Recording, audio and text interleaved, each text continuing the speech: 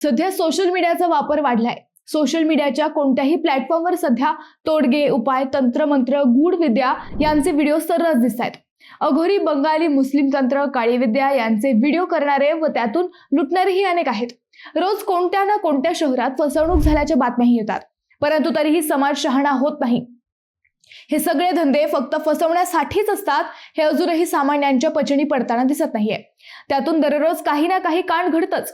नाशिकचा खरात बाबा चर्चेत असतानाच आता नगर जिल्ह्यातही पीर फकीर बाबा चर्चेत आले आहेत। भावनेला हात घालून वृद्धांची फसवणूक करणारी टोळी जिल्ह्यात कार्यरत असल्याचे दिसते।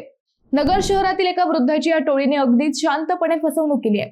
नेमकं काय आहे हे फसवणुकीचं नवं तंत्र आणि या टोळ्या आपला कार्यभाग कसा साधतात हेच आपण या व्हिडिओतून पाहणार आहोत। नमस्कार, मी अद्वैता आणि आपण पाहत आहात अहिल्यानगर लाईव्ह 24 नगरी घडामोडींचं परफेक्ट अनालिसिस। गेल्या महिनाभरापासून नाशिक जिल्हा चांगला चर्चेत आला।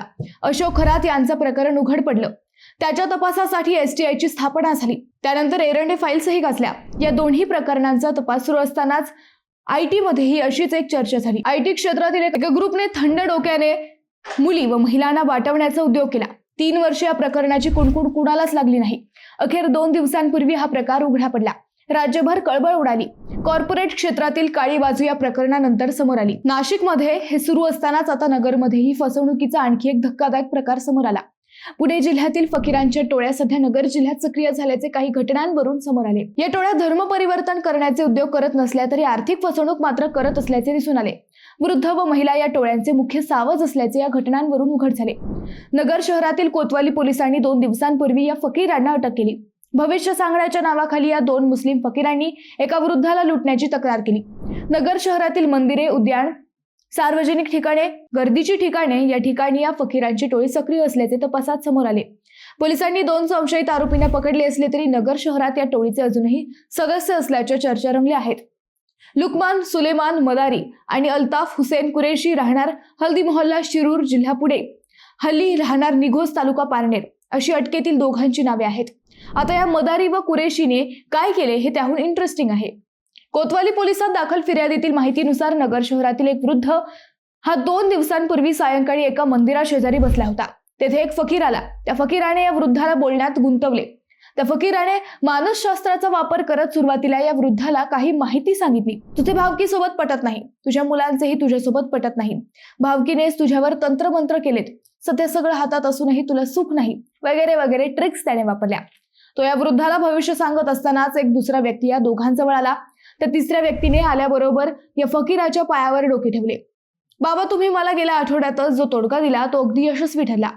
माझी सगळी अडचण दूर झाली। आता माझं कुटुंबही माझं ऐकतंय, वगैरे वगैरे म्हणत त्याने बोलबच्चन करत पॉलिश मारली। त्यानंतर या दोघात श्रद्धा, अध्यात्म, तोडगे, मुस्लिम विद्या याबाबत चर्चा सुरू झाली। ही चर्चा तो फिर्यादी वृद्ध ऐकतो। त्यानंतर या वृद्धाचाही त्या दोघांच्या बोलण्यावर विश्वास बसतो। आपल्यासोबत पहिल्यांदा बोललेला बाबा खरंच साक्षात्कारी आहे याची खात्री त्या वृद्धाला पडते। आता या 2-5 मिनिटांच्या ओळखीत या 2 भामट्यांचा कार्यभाग साधलेला असतो। तो वृद्धाचा विश्वास संपादन झालेला असतो। दाखल फिर्यादीत मग या दोघांनी त्या वृद्धाची कशी फसवणूक केली हे कोतवाली पोलिसात सांगितले। मुलं तुमचं ऐकत नाहीत, घरात वाद आहेत, भावकीतूनच त्रास होतोय असं म्हणत या भोंदू फकीराने या वृद्धाकडे त्यांच्याच खिशातील एक नोट मागितली। 10, 20, 100 कोणतीही नोट काढा असं हा भोंदू फकीर या वृद्धाला म्हणाला। वृद्धाने त्याच्या खिशातील 20 रुपयांची नोट काढली।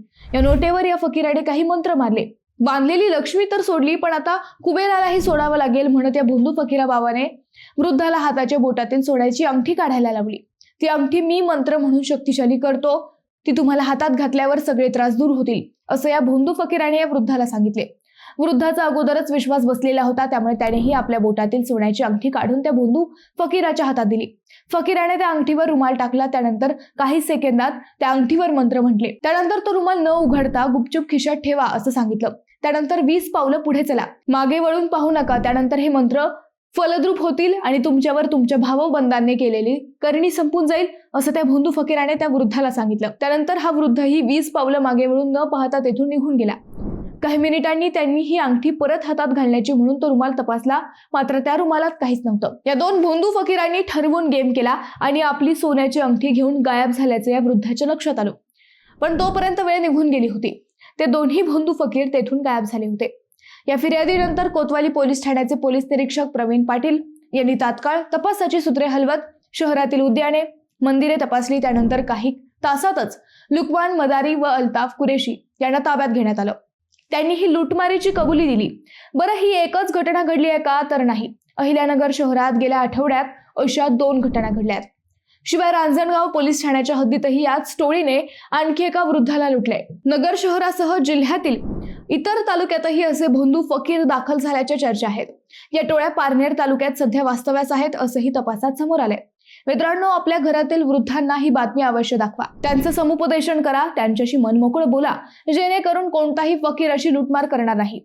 तुम्हाला या विषयावर काय वाटतं हे आम्हाला कमेंट करून नक्की कळवा. शिवाय व्हिडिओ आवडला असेल तर चॅनलला सबस्क्राईब करून व्हिडिओला लाईक करायला विसरू नका. पुन्हा भेटू नव्या विषयावर. तोपर्यंत धन्यवाद.